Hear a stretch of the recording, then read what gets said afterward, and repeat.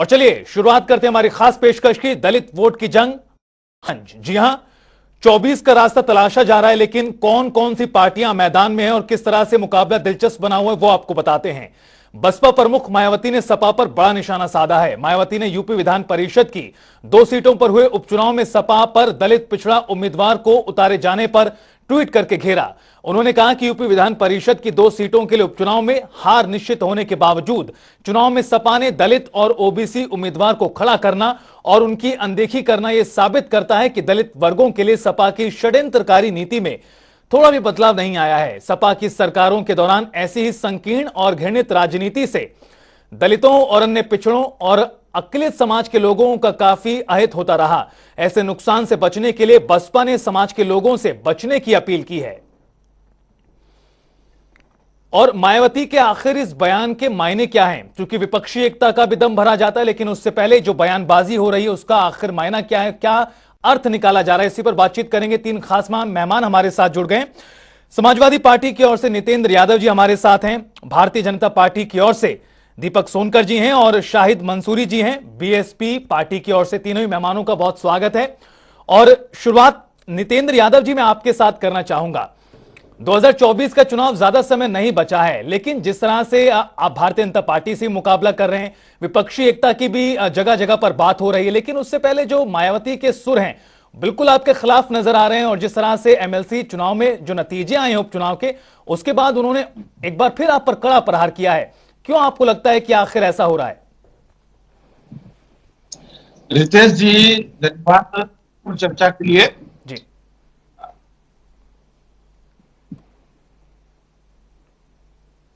रितेश जी, ऐसा है कि ये समाजवादी पार्टी एकमात्र पार्टी है जो उत्तर प्रदेश में भारतीय जनता पार्टी से लड़ रही है। बाकी पार्टियां तो भारतीय जनता और खासतौर पर बीएसपी तो भारतीय जनता पार्टी से लड़ने की हिम्मत भी नहीं जुटा पा रही है।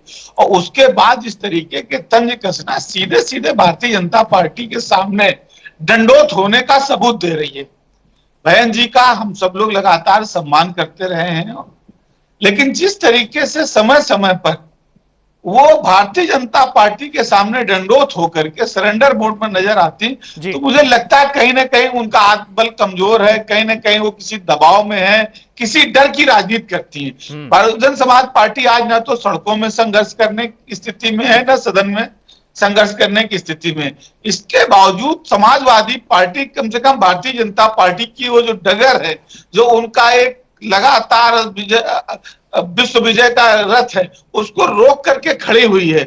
और उस दौरान भारतीय जनता पार्टी के इस तरीके का और समाजवादी पार्टी पर तंज कसने का मतलब कि भारतीय जनता आज बहुजन समाज पार्टी भारतीय जनता पार्टी की पिछलग्गू मात्र होकर के रह गई है और उस पर बहुत ज्यादा कुछ कहने का औचित्य नहीं रह जाता है। शायद मंसूरी साहब बैठे हैं, खुद ही बहुजन समाज पार्टी के इस तर्क और इस टिप्पणी के पीछे की मंशा खुद अवगत कराएंगे। मुझे बहुत ज्यादा बहुजन समाज पार्टी पर कोई टिप्पणी नहीं करनी है, क्योंकि हमारे नेता और हम सब लोग भी कहीं ना कहीं जो दलित पिछड़ी एकता है उसको बनाने के लिए हमेशा आगे बढ़ने का काम करते रहे। हमेशा हमने उनको सम्मान देने का काम लेकिन किया। नितेंद्र यादव जी, उनका आरोप ये भी है कि आपने जिस तरह से उपचुनाव में जो उम्मीदवार उतारे हैं उसके जरिए भी आप भी कहीं ना कहीं दलित वोटों को साधने का प्रयास कर रहे हैं। क्या कहेंगे इसे लेकर आप? देखिए, ऐसा है, पहली बार तो हमने प्रत्याशी उतारे नहीं जी। हम लगातार लड़ रहे हैं। लड़ने के बाद हार जीत तो अपनी जगह होती है। हम लड़ रहे हैं और लड़ रहे हैं तो हम समाज का, दलितों और पिछड़ों का प्रतिनिधित्व दे रहे हैं। ठीक है, लेकिन बहुजन समाज पार्टी तो कभी लड़ने की हिम्मत नहीं जुटा पाती। कि समाजवादी पार्टी लड़ रही है, लेकिन बसपा जो है वो मैदान में ही नहीं है, सरेंडर उसने कर दिया है। और क्या कुछ कहा उन्होंने वो भी आपने सुना, आपका जवाब।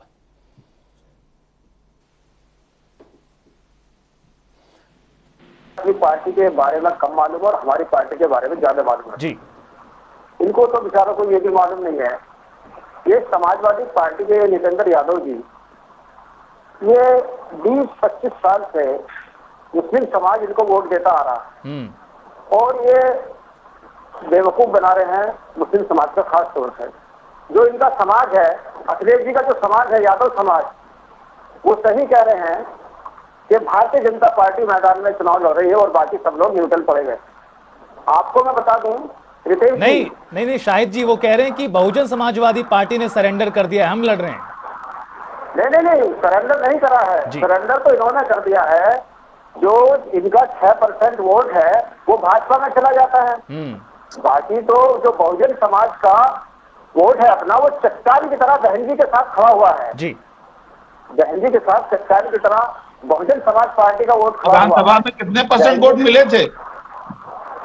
विधानसभा में कितना परसेंट समाज वोट पार्टी मिले को थे? कितने % वोट मिले थे?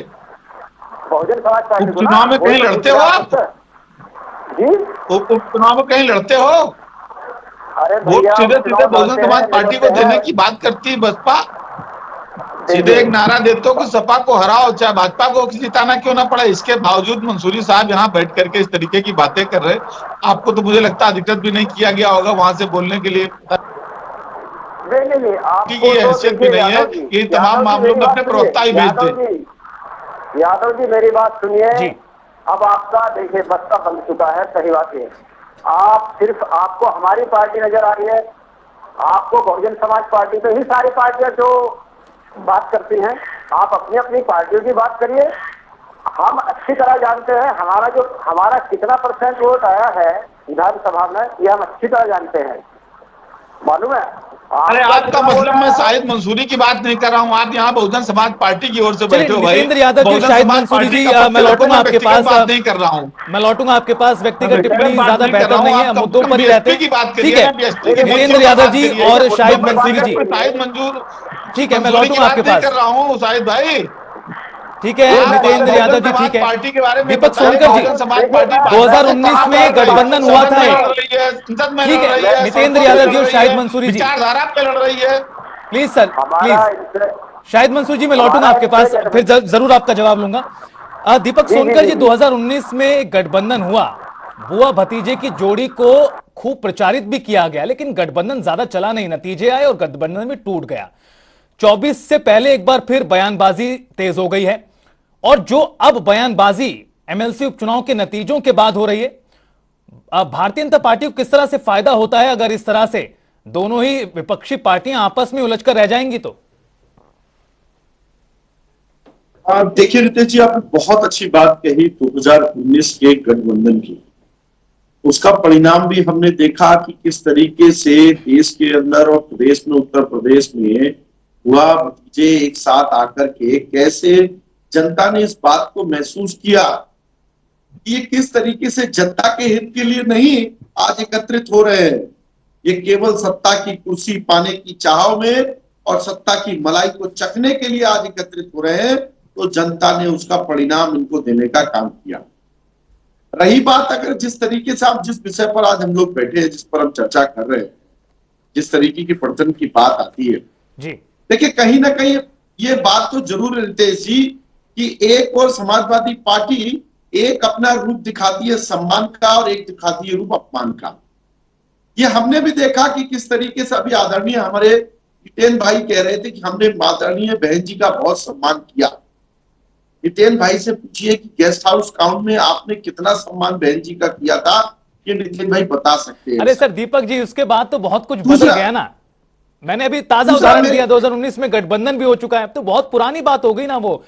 मेरा सवाल आपसे बहुत सीधा था, जो ये आपसी नहीं, तनातनी है, 2024 से पहले विपक्षी एकता की बात हो रही है, लेकिन आपके सामने जो दो बड़ी पार्टियां हैं विपक्ष के तौर पर, अगर वही आपस में उलझी रहेंगी तो इससे तो आपको ही सीधा फायदा हो। आप तो चाहते ही होंगे, क्योंकि बसपा पर तो ये आरोप ही लगता है कि वो बीजेपी की बी टीम है। देखिए, बी टीम किसकी है वो तो 19 के गठबंधन में पता लगा था जी। मगर मैं बात जो कह रहा हूं रितेश जी, मैं आपकी बात का जवाब बिल्कुल दूंगा, मगर मैं ये कह रहा हूं कि जिस तरीके से एक और ये दलित समाज का सम्मान करने की बात करते हैं समाजवादी पार्टी, वहीं हमने देखा है कि किस तरीके से समाजवादी पार्टी की सरकार में रहते हुए दलित समाज के प्रमोशन का आरक्षण भी खत्म करने का काम समाजवादी पार्टी ने किया था। और किस तरीके से अभी हाल ही में समाजवादी पार्टी कार्यालय के बाहर किस तरीके से अनुचित शब्दों का प्रयोग करके उनकी भावनाओं को ठेस पहुंचाने का काम किया। जो आपका सवाल था मैं उस पर आता हूं, वो निश्चित तौर पर देखिए, हम तो विकास के पायदान पर बढ़ रहे हैं। जिस तरीके से उत्तर प्रदेश के अंदर और देश के अंदर अंतिम पायदान पर खड़े हुए व्यक्ति को विकास की योजना से जोड़ा है, जिस तरीके से सबका साथ सबका विकास सबका विकास के साथ बढ़ रहे हैं, जिस तरीके से अंतिम व्यक्ति के अंदर जो सशक्त बनाने का काम जो व्यक्ति को नेतृत्व देने का काम आज भारतीय जनता पार्टी ने किया है, देश के प्रधानमंत्री नरेंद्र मोदी जी ने किया है, उत्तर प्रदेश के मुख्यमंत्री योगी आदित्यनाथ जी ने किया है। तो लगातार 2014 से जो विकास की यात्रा लगातार चल रही है, ठीक है, विकास की यात्रा लगातार 2014 से चल रही है, ये कह रहे हैं दीपक जी। ठीक है दीपक जी, मैं लौटूंगा आपके पास। शाहिद मंसूरी जी, कहीं ऐसा तो नहीं है जो समाजवादी पार्टी का वोट परसेंटेज बढ़ा है पिछले विधानसभा चुनाव के बाद, और जो लगातार जो तरकीबें और कवायदे हो रही हैं, और जिस तरह से उपचुनाव, एमएलसी उपचुनाव में जो प्रत्याशी घोषित किए गए, कहीं बहुजन समाज पार्टी को ऐसा तो डर नहीं लग रहा कहीं दलित वोट भी, जो आपका कोर वोट बैंक माना जाता है, वो खिसक जाएगा? नहीं नहीं, ऐसा नहीं है। हमारा दलित वोट, हमारा एससी वोट, और बल्कि आपको हमें सर्व समाज का वोट भी मिलेगा जी। और जहां तक हमारे दलित वोट के खिसकने की बात है, ये लोगों का वहम है। दलित वोट बहन जी से कभी नहीं खिसक सकता। वो बहन जी के साथ था, बहन जी के साथ है और बहन जी के साथ रहेगा। बहुजन समाज पार्टी में दलित वोट रहेगा। लेकिन कब तक शाहिद जी, जब मैदान में ही पार्टी नहीं होगी तो किस तरह से रहेगा? जब आपकी मौजूदगी ही कहीं पर नहीं होगी तो कैसे रहेगा? सवाल तो यही उठाया जा रहा है तमाम पार्टियों की ओर से। बात सुनिए, पहले आप मेरी बात सुनिए, मुझे जवाब देने दीजिए। इनको मालूम है कि जो इन्होंने उपचुनाव में 2 प्रत्याशी खड़े करे हैं, इन्हें मालूम है कि वो हारेंगे, अच्छी तरह मालूम है। इन्होंने ये प्रत्याशी खड़े किए हैं, इन्होंने जानबूझ के खड़े किए हैं। इन्होंने इसलिए ताकि ये दलित वोटों को प्रभावित कर सके, इसलिए इन्होंने बहुजन समाज पार्टी भारतीय जनता पार्टी को निर्विरोध बना दिया जाए। देखिए नितेंद्र जी, मेरी बात सुनिए। बहुजन समाज पार्टी चाहती है कि मैं निर्विरोध बना दूं भारतीय जनता पार्टी को, लड़ा भी ना जाए। नहीं, ये आप लोगों की मंशा होती है कि आप निर्विरोध बनाइए। समाजवादी पार्टी लड़ेगी, संघर्ष करेगी। आवाज कम आ रही है भाई साहब की, नितेंद्र जी की आवाज जरा कम आ रही है जी। अब अपनी बात पूरी कीजिए शाहिद जी। जा रही है जी जी, मेरा थोड़ा वॉल्यूम बढ़ा दीजिए जी। इसलिए मेरी आवाज, इनकी आवाज मुझे कम आ रही है और मेरी आवाज में बराबर जा रही है। समझ रहे हैं उत्तर प्रदेश में इनका पूरे यूपी के अंदर और यहाँ जो 1 साल बाद चुनाव आ रहा है, सपा का क्या असर होने वाला है। जो वोट इन्होंने कब्जा रखा था ना बहुत दिन से, हम लोगों का ये बेवकूफ बना रहे थे। हमारे मुस्लिम समाज बेचारे भोली भाली कौम का ये वोट ले रहे थे, डर दिखा करके।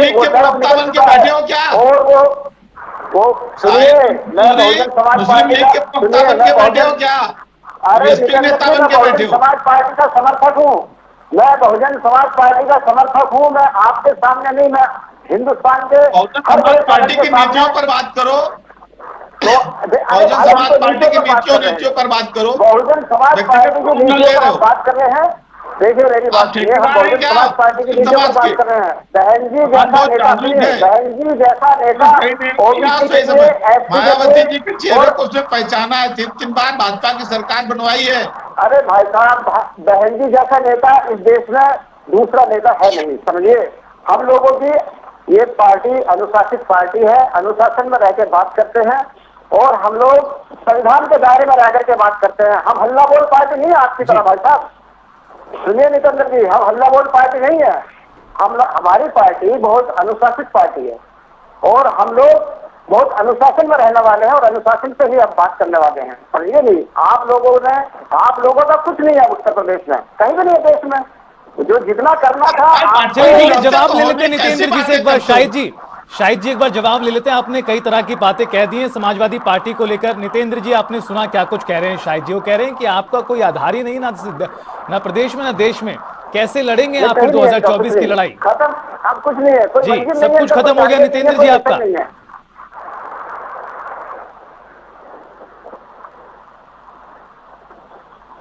नितेंद्र जी सवाल किससे मुझसे? जी नितेंद्र जी, आपका जवाब। चूंकि शाहिद मंसूरी जी तो कह रहे हैं कि आपका कुछ भी नहीं बचा है, अब अगर वो कह रहे हैं कि कुछ भी नहीं बचा है तो 2024 की लड़ाई कैसे लड़ेंगे फिर आप? रितेश जी वही बात है, सूप बोले तो सूप बोले, चलनी बोले जिसमें 72 छेद। अरे भाई, विधानसभा में 1 सीट, लोकसभा में 10 सीटें मेरी कृपा कर, और इसके बाद उपचुनाव लड़ने की हैसियत में नहीं। ये बताएंगे आधार पार्टी एकमात्र पार्टी है जो विपक्ष में भारतीय जनता पार्टी से लड़ रही है, सड़कों में भी संघर्ष कर रही है, सदन में भी संघर्ष कर रही है। किन्नू खाना रेडियो बजाने बैठ जाते हो, उनके विचारधारा पर बात करो भाई। कैसी कैसी बातें लेकर आते हो साहिब भाई, पर्सनली मत लो। कौन सी आधार की बात कर रहे हो? मायावती जी कहीं दिखाई पड़ती है? कितने सालों की शकल नहीं देखी होगी आपने खुद, आप बसपा के नेता होने के बावजूद। आपने मायावती जी की शक्ल नहीं देखी होगी बहुत सालों से। टीवी के अलावा टीवी में पुरानी भाई पिक्चरें देखने को मिल जाएंगी। अरे भैया, आप लोगों ने ऐसी बात करो जो दर्शकों को भी दिखाई सुनाई पड़े और उनको थोड़ा अच्छा लगे। आधारहीन बातें, तर्कहीन बातें लेकर समय क्यों जाया कर रहे हो? दर्शकों का भी, टीवी चैनल का भी और हम लोगों का भी कम से कम तथ्यगत कुछ बातें किया करो। पूरा देश जान रहा है कि उत्तर प्रदेश के अंदर भारतीय जनता पार्टी और उसके पाखंडवाद को रोकने का अगर कोई एक काम कर सकता है तो वो सिर्फ और सिर्फ समाजवादी पार्टी है। ठीक है नितेंद्र यादव जी और शाहिद मंसूरी जी, ठीक है, आपकी और दोनों की बातें जो है हमारे तक पहुंचे, लेकिन अगर एक साथ ही बोलेंगे तो कुछ भी समझ नहीं आएगा। ठीक है, दीपक सोनकर जी, क्या आप तक आवाज पहुंच पा रही है? लगता है दीपक सोनकर जी तक आवाज नहीं पहुंच पा रही है। कोशिश कर रहे हैं लगातार उनसे भी प्रयास करने का।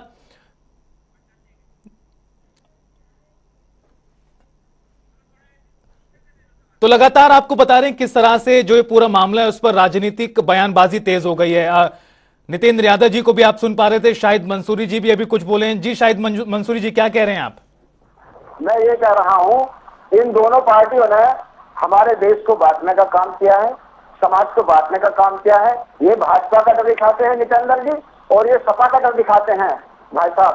भाजपा जो है सपा का डर दिखाती है और सपा भाजपा का डर दिखाती है। सिर्फ और सिर्फ इस देश में अगर कोई पार्टी है भाईचारा की बात करने वाली तो बहुजन समाज पार्टी है। बहन जी की नीति। दीपक जी, क्या आप तक आवाज पहुंच पा रही है? बाबा साहब सुनिए, काशीराम साहब ने पार्टी जो बनाई। चलिए ठीक है शाहिद जी, निश्चित तौर पर जो मायावती की ओर से तीखी टिप्पणी आई है समाजवादी पार्टी को लेकर, समाजवादी पार्टी भी पलटवार कर रही है उस पूरे मसले को लेकर। लगता है दीपक जी तक आवाज नहीं पहुंच पा रही। उनका एक आखिरी कमेंट और चाहता था, लेकिन समय की भी कमी है। बहुत बहुत शुक्रिया आप तीनों ही मेहमानों का हमारे साथ जुड़ने के लिए।